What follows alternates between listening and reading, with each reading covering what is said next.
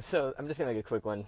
It's super dark. It's nasty outside. It's gonna be such a poor quality video, but hopefully the substance is here. Man, I just had a really huge realization this morning, and dude, I'm gonna get emotional thinking about this, just because I've been going through so much growth. And there's just a lot of personal stuff that I can't really all the way get into, to be completely candid with you, which isn't very candid because I'm not sharing what I'm going through. Maybe in a later date I'll share. But it's a lot. It's a lot of pressure. It's a lot of expectations, and it's a lot of what ifs. And I think God has me in a season of life where I'm being challenged and forced to self-assess. Forced to self-assess. Like, if I don't self-assess, there's a lot on the line, basically. Um, and so this is my issue with self-image psychology and self-image, like the new age. Self-image psychology, who you believe you are is who you become you are.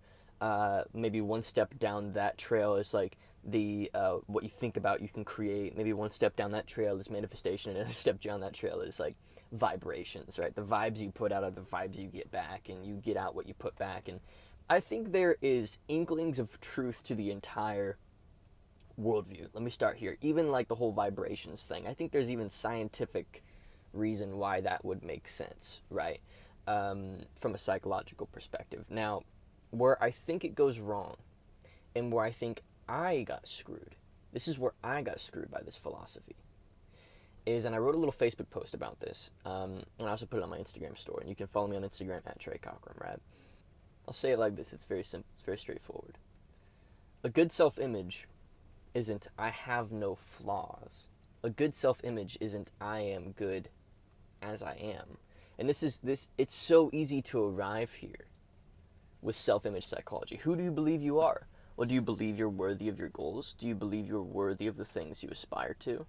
Because if you don't believe you're worthy, you're probably not going to get them, which I believe is true. I believe that is completely true. So if you think you can't do it in the first place, you're probably not going to do it. I completely agree with that philosophy and that, the psychology that goes behind that statement. But if you go one step down that trail, it's just one simple little step, one simple philosophical step down that trail to I have no flaws. As opposed to I'm the type of person to acknowledge and address my flaws. You see the difference between those two lines of thinking. You see how the latter can create more character growth over the decades of believing it to be true. And I've fallen into often the I have no flaws thinking. Not necessarily because I didn't even necessarily see it as avoiding my issues. I saw it as I don't want to, quote, focus on the negative because that, quote, invites it in. And this is interesting to me. If you follow a lot of the self-image psychology, guru types, and I think there's some legitimate real truth here. And, we've been asked countless times to make a self-image program. And I've thought about it a lot. It would synergize very well with our current offerings, I think. But I digress. I've turned clients away just because I'm like, I don't want to really focus on that right now. Maybe at some point. But, you learn all this stuff. Oh, what you believe about yourself, you become. What you think about, you become. You attract your most powerful thought. But so quickly can that go from you attract your most powerful thought to I refuse to acknowledge my flaws, because the more I think about them, right, the more they stay. And I haven't fully parsed this thought through in my head. I don't have the answers. I don't. But I think I'm asking the right questions. Why are we so obsessed with the self-image in this new age culture? What are we looking for by addressing our concept of ourselves? And I think we're looking for some semblance of freedom and the ability to speak into being what we desire, which is inherently both a selfish and selfless thing. Because if our desire is to speak into being, pleasures and desires for ourselves, that's selfish.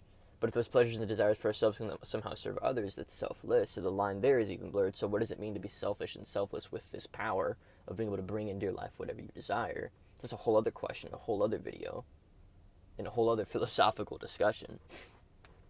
But you see my point, right? If you believe that you will attract whatever you think about, which I believe that to be true, then what's really stopping you? What's really stopping you from believing you have no flaws? Other than, and this is where my religious worldview comes into play, other than believing that you were born into sin. And I'm not going to get all religious-y preachy on you. I don't, that's not the point of this video. But I think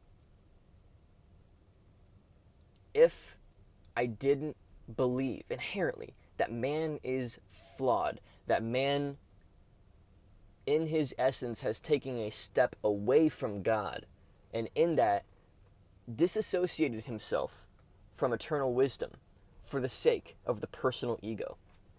If I didn't believe that, I don't think I would come to this realization. Now, will this realization make me more money? Maybe it will, maybe it won't. I'm not really worried about that. I'm looking to be the best man that I can be, and as I'm parsing this through, I realize that I've stalled many areas of my life and my growth, and this could just be my own personal standard speaking. I've got plenty of men, plenty of women, plenty of people who follow that will message, and they'll appreciate what I stand for, who I am, what I've become. They see the journey, they scroll back on my YouTube, and they can just see the difference in me, and I appreciate that. It's really cool to get those messages. But I just see so much more in myself.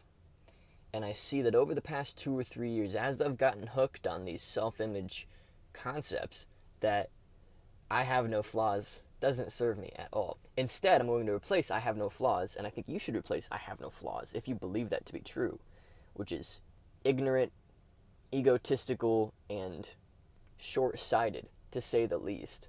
I think you should replace it with I have no flaws to I am the type of person to recognize my flaws, or when I recognize my flaws, I get to work on them immediately.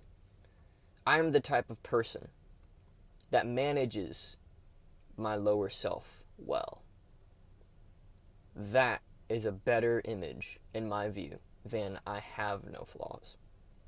Because I have no flaws, you look at magnets, positive and negative are required for attraction. In my view, if you want short-term gain, ignore your flaws. Ignore your flaws, only focus on the positive elements of yourself.